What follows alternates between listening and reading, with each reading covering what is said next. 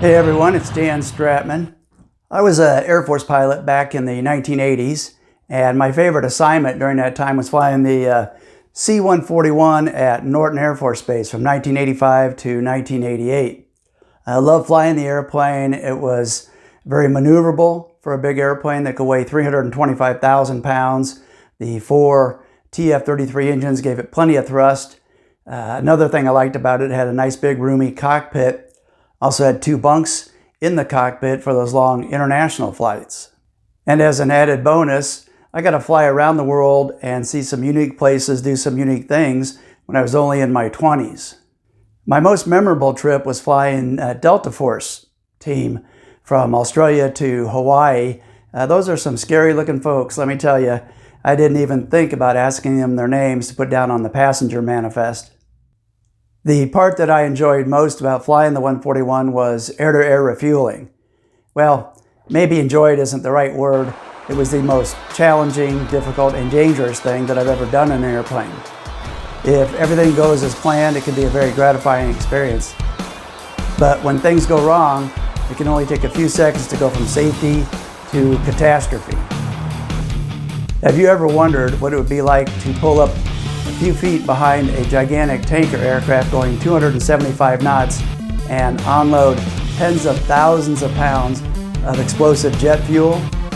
In this video, you go inside the cockpit of a C-141 and ride in the jump seat during an actual air refueling sortie. After that, I've created a short tutorial on how military aircraft refuel in mid-air, including every aspect of planning and executing an air refueling mission from start to finish. Let's start off with a quick intro about Norton Air Force Base and the C-141. Norton was located in San Bernardino, California. The base closed decades ago, and it's called the San Bernardino International Airport. The C-141A was redesignated the C-141B model after it was stretched and had an air refueling receptacle added in the early 1980s. Here's a cool chart that I found that compares the cargo bay sizes for 4 different Air Force cargo aircraft. Back in its day, the C-141 was the workhorse of the cargo fleet. One of the most famous missions the 141s had the privilege of doing was bringing POWs back from Vietnam. Once a year, our squadron would have Spouse Day, where we'd take spouses up for a flight.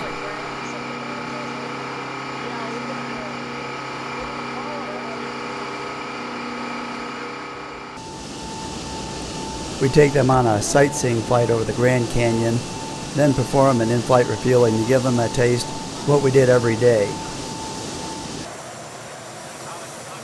On this flight, I was chosen to fly the refueling portion of the mission behind a KC-10.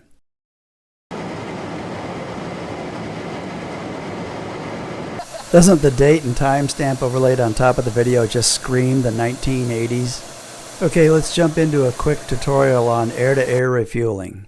There are 2 rows of director lights underneath the tanker that the pilot can use to give reference up and down, forward and aft, and there's colored markings on the boom itself that help tell how far it's extended.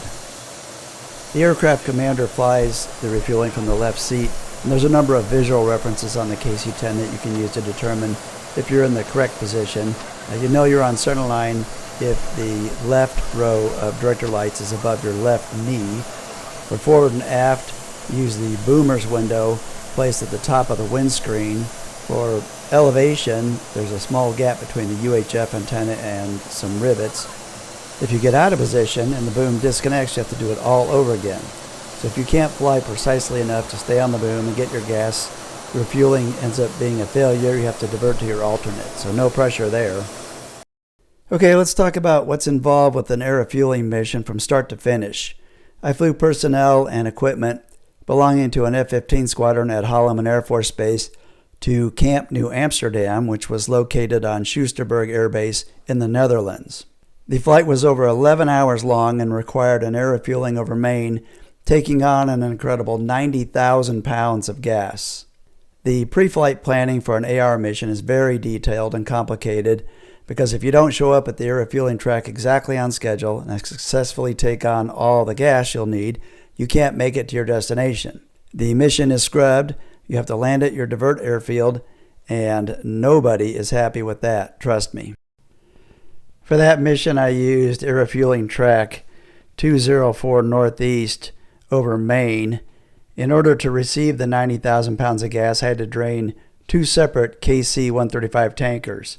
That meant flying numerous racetrack patterns in the sky while doing 2 separate rejoins, 2 slow approaches pulling up under the tankers, 2 connections, and over 30 minutes flying extremely precisely and doing multiple 180-degree turns without breaking the connection to the boom. Let's step back for a moment and talk about what it's like to do in-flight refueling in a huge airplane. I went through AR school at Altus Air Force Base in lovely Altus, Oklahoma. When I landed after my first air refueling training sortie from the left seat, my left arm was killing me. That's because I didn't understand the secret to refueling a big airplane. Pilots new to air refueling commonly over-control, sending their airplane careening back and forth behind the tanker like a ping pong ball. That's what I was doing. I was honking the 141 around the entire time, trying to get into position and then stay in position when I should have been using very small, smooth control inputs. In-flight refueling in a fighter is a whole different ballgame. Fighters are designed to maneuver precisely and quickly. Not so in a transport category aircraft. The controls in big jets are intentionally designed to be sluggish so that you don't snap off your wings if you overreact. Another reason it's so easy to refuel a fighter is because they're tiny compared to the tanker. They're completely below its wake turbulence and jet wash, and their fuel tanks are so small they only need to stay connected to the boom for 1 or 2 minutes. Then of course there's inertia to deal with. Your control inputs don't take effect immediately like they do in a fighter aircraft. When you're battling against inertia for a 300,000 pound aircraft, you have to anticipate the movement of your airplane almost before it happens. Once it starts drifting, it'll keep right on moving out of position despite your control input. If you wait to react until your airplane is out of position, it's far too late. The boom will do a brute force disconnect before it reaches its envelope limits and damages the boom or the aircraft taking on the fuel.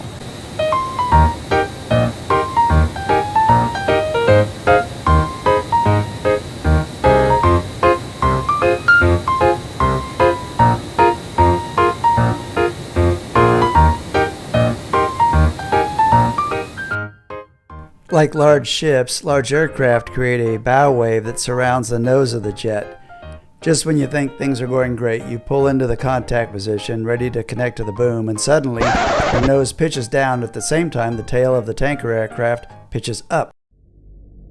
Let's run through the steps of air-to-air refueling. You'll get your clearance from ATC to descend to the refueling altitude. Establish radio contact with the tanker as you near the AR track. You locate the tanker on your track using a combination of TACAN range from the tanker and spotting the plane using your weather radar. Once you've identified the tanker, you declare MARSA, which means Military Assumes Responsibility for Separation of Aircraft. You pull up below and 50 feet behind the tanker and get stabilized in pre-contact position. You'll turn off your strobe lights and your upper beacon light.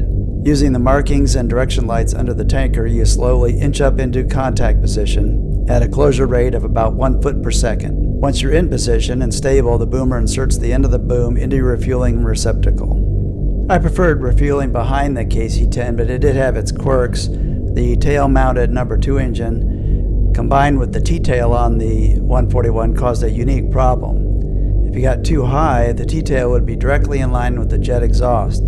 In the blink of an eye, you'd be ripped off the boom and pushed back away from the tanker, wondering what in the hell just happened. You sharp aviators out there watching might have noticed that I pulled a little prank during this last segment. If you can tell me what the gag was, the first 10 people that send me an email and identify what the prank was, I'll give you a free signed paperback copy of any one of my books. Check out the description below to see if you still have a chance to win. The first production C-141 rolled out of the Lockheed factory on August 22nd, 1963. In May of 2006, the Air Force retired the last C-141 after 43 years of service. The airframes were just plain worn out and had to be put out to pasture. Well, I hope you enjoyed this walk down memory lane with me. and learned a little bit about the challenges of the in-flight ballet we call air-to-air refueling. If you're going to Air Force pilot training soon, or you know somebody who is, check out my video where I go to an Air Force pilot training base and learn each of the steps that a student pilot goes through. You'll learn some tips and tricks on how to get those coveted silver wings. Check out the link in the description below. I also offer one-on-one mentoring for anyone going to pilot training.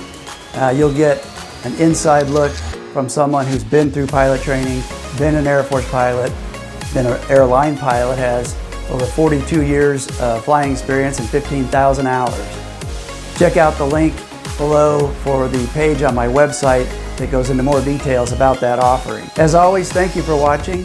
Please hit the like and subscribe button below so you don't miss out on any new videos that will be coming out. And if you see me at an event, don't be shy about coming up and introducing yourself. I love meeting my amazing readers and my fans. So please stop by and say hi if I'm at an event that you're at. Well, that's it for this video. I'll see you in the sky. Testing, 1, 2, 3, 4. Testing, 1, 2, 3, 4. Going 275 knots and unload tens of thousands of pounds of explosive jet fuel. If you're going to Air Force pilot training soon or know someone who is,